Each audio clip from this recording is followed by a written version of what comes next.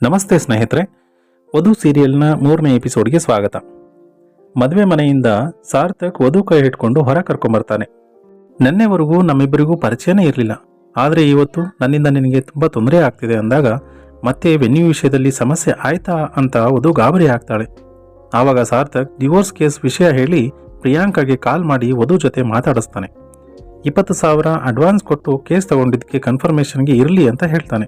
ನನಗೆ ಕೇಸ್ಗೆ ಸಂಬಂಧಪಡೋ ಕೆಲವು ಡಾಕ್ಯುಮೆಂಟ್ಸ್ ಬೇಕು, ಹಾಗೆ ಕೆಲವು ವಿಷಯ ಡಿಸ್ಕಸ್ ಮಾಡಬೇಕು. ನಾಳೆ ಆಫೀಸ್ಗೆ ನಿಮ್ಮ ವೈಫ್ನೂ ಕರ್ಕೊಂಡು ಬನ್ನಿ ಅಂತ ವಧು ಹೇಳ್ತಾಳೆ. ನಾಳೆ ವೆಡ್ಡಿಂಗ್ ಆ್ಯನಿವರ್ಸರಿ ಇರೋದ್ರಿಂದ ಆಗಲ್ಲ ಅಂತಾನೆ ಸಾರ್ಥಕ್. ವಧು ಹ್ಯಾಪಿ ಆ್ಯನಿವರ್ಸರಿ ಅಂತ ವಿಶ್ ಮಾಡಿ ಹೊರಡ್ತಾಳೆ. ಇತ್ತ ಪ್ರಿಯಾಂಕಾ ತನ್ನ ಮುಂದಿನ ಪ್ಲಾನ್ ಬಗ್ಗೆ ತನ್ನ ತಾಯಿ ಜೊತೆ ಫೋನಲ್ಲಿ ಡಿಸ್ಕಸ್ ಮಾಡ್ತಿರ್ತಾಳೆ.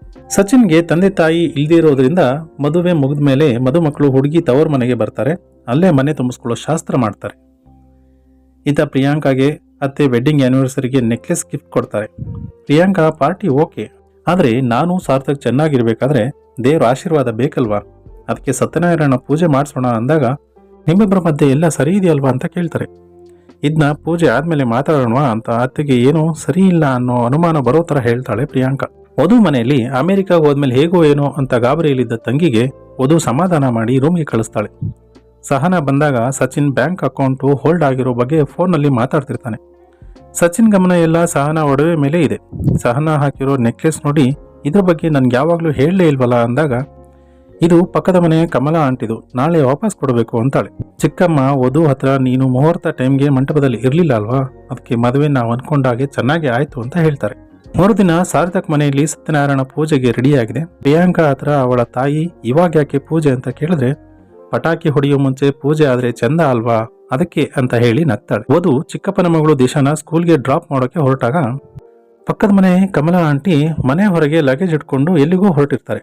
ಅವರನ್ನು ನೋಡಿ ವಧು, ಆಂಟಿ ನಾನು ನಿಮ್ಮ ಮನೆಗೆ ನೆಕ್ಲೆಸ್ ವಾಪಸ್ ಕೊಡೋಕೆ ಬರೋಳಿದ್ದೆ ಅಂದಾಗ, ನಾನು ಮಗನ ಮನೆಗೆ ಹೋಗ್ತಿದ್ದೀನಿ, ನಾರ್ತ್ ಇಂಡಿಯಾ ಟೂರ್, ಬರೋದು 15 ದಿನ ಆಗತ್ತೆ, ಬಂದ್ಮೇಲೆ ವಾಪಸ್ ಕೊಡಿ ಅಂತ ಹೇಳಿ ಹೋಗ್ತಾರೆ.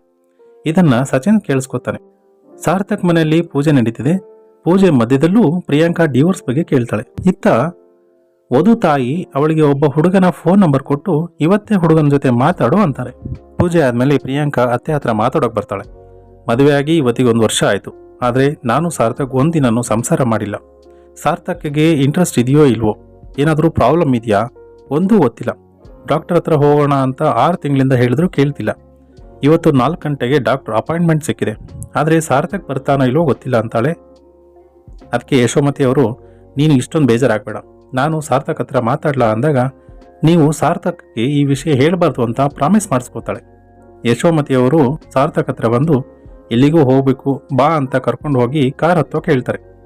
ಸಾರ್ಥಕ್ ಕಾರ್ ಹತ್ತಿದಾಗ ಪ್ರಿಯಾಂಕಾ ಕಾರಲ್ಲಿ ಡ್ರೈವಿಂಗ್ ಸೀಟಲ್ಲೇ ಕೂತಿರ್ತಾಳೆ. ಪ್ರಿಯಾಂಕಾ ಯಾಕೆ ಸಾರ್ಥಕ್ನ ಹೊರಗೆ ಕರ್ಕೊಂಡು ಹೋಗ್ತಿದ್ದಾಳೆ, ಸಚಿನ್ ಮುಂದಿನ ಪ್ಲಾನ್ ಏನು ಅಂತ ತಿಳ್ಕೊಳ್ಳೋಕೆ ಮುಂದಿನ ಸಂಚಿಕೆ ಕಾಯಬೇಕು. Thank you.